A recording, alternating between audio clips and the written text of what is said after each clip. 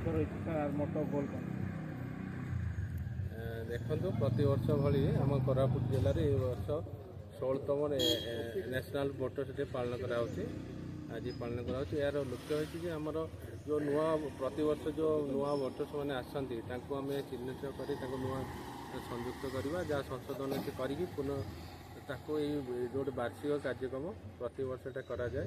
ନୂତନ ଭୋଟର ତାଲିକା ସଂଶୋଧନ କରାଯାଏ, ନୂଆ ଭୋଟରମାନଙ୍କୁ ପ୍ରୋତ୍ସାହନ କରାଯାଏ ଯେମିତି ସେମାନେ ଆଗକୁ ଆସିକି ନିଜକୁ ଚିହ୍ନିତ କରିପାରିବେ, ନିଜ ଭୋଟର ହିସାବରେ ନିଜର ମୂଲ୍ୟବୋଧ ଜାଣିପାରିବେ। ସେଇଟା ଗୋଟେ ସଚେତନତା ସହିତ ଏଇଟା ଗୋଟେ ଜାଗୃତି କାର୍ଯ୍ୟକ୍ରମ।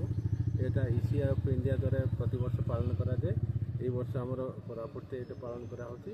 ଆଉ ଆମେ ବି ଖୁସି ଅଛୁ ଯେ ବହୁତ ସଂଖ୍ୟାରେ ଆମ ପିଲାମାନେ ଅଂଶଗ୍ରହଣ କରିଛନ୍ତି। ଆଉ ଗୋଟେ ଭଲ ପରିବେଶ ଏଇଟା ପାଳନ କରାହେଉଛି। ଯେଉଁମାନେ ନୂଆ ଭୋଟର ଅଛନ୍ତି ସାର୍ କ'ଣ ମେସେଜ୍ ଦେବାକୁ ଚାହିଁବେ ଆଦିଜନକୁ? ନୂଆ ଭୋଟର୍ସମାନଙ୍କୁ ତାଙ୍କ ଦାୟିତ୍ୱବୋଧ ଏବଂ ତାଙ୍କର ଭୋଟର ଅଧିକାର କିଭଳି ସାବ୍ୟସ୍ତ କରିପାରିବେ ଆଉ ସେମାନଙ୍କର ଅଧିକାରଟାକୁ ତାଙ୍କୁ ଆମେ ସଚେତନତା କରିବୁ।